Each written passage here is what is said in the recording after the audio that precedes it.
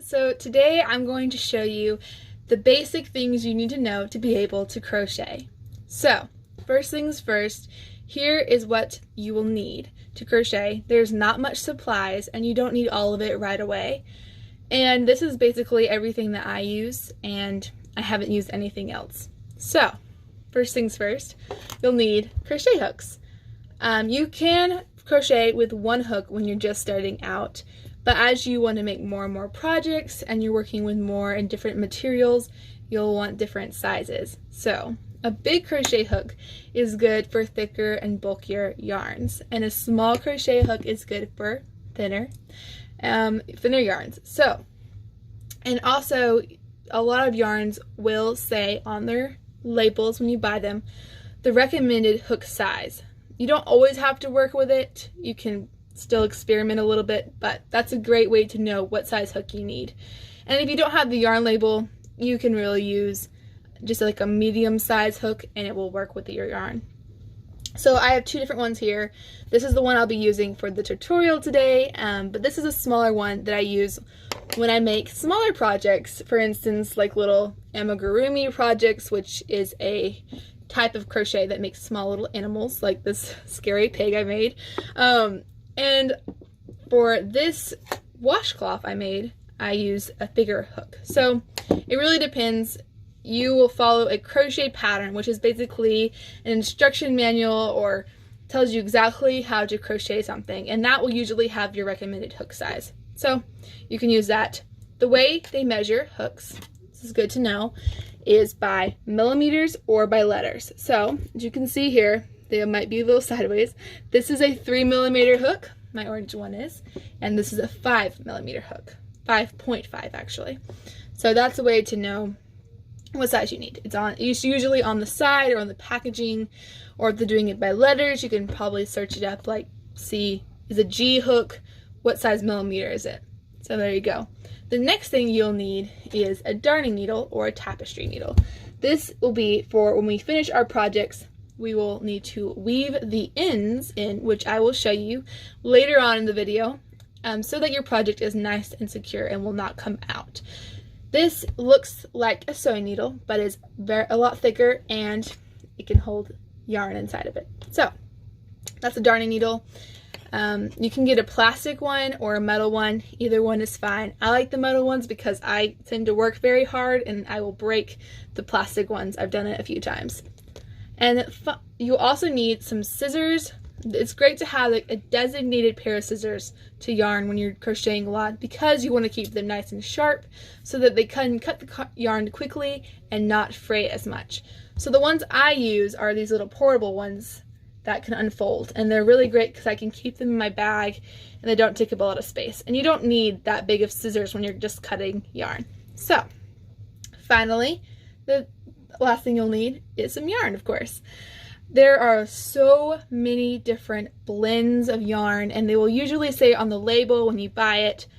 I have my favorites, and I have ones that I don't like the feel of and ones that I love the feel of, so it's really up to you. The one I use the most is 100% cotton, which is great for making washcloths or anything that's going to be getting wet. It's very durable, but it also shrinks when it gets wet and dries. So this is made with cotton yarn. And another project that I made, this is not made with cotton yarn. It's made with a softer yarn. So there's acrylic blends, there's polyester blends, there's so many different types. The best way to figure out what you really like is to go to a store and feel some or look at some and see the colors you like and the textures, because some textures I just don't like working with.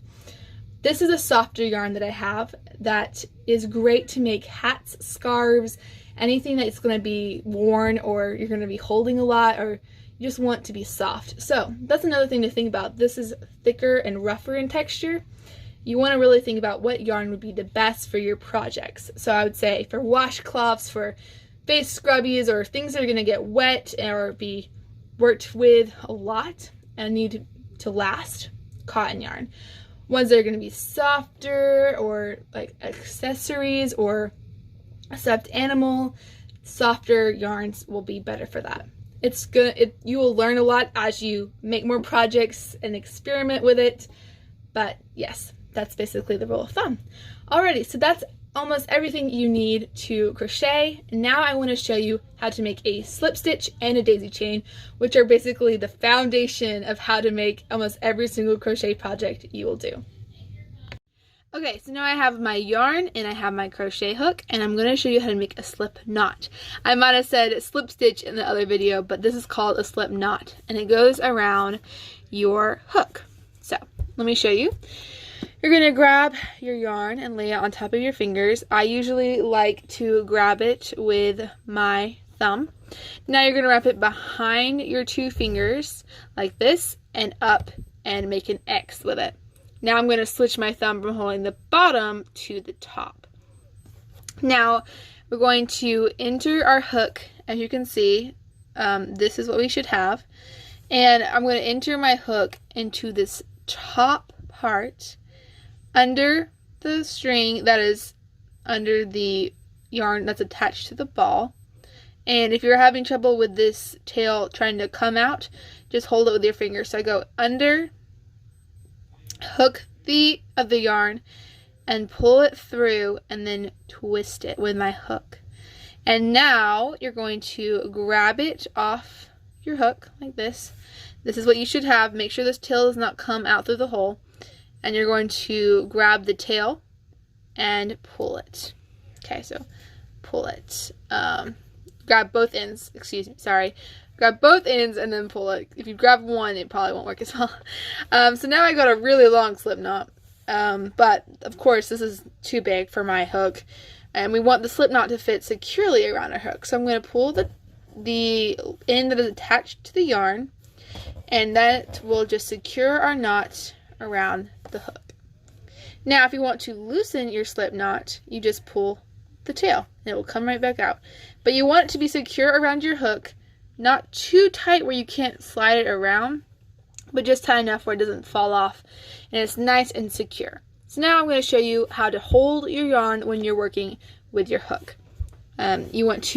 The way I grab my yarn is I will have my hook and then I'll grab the tail, which is this end that is not attached to the yarn ball. I grab that with my hand and then I usually put my finger up here to guide the yarn.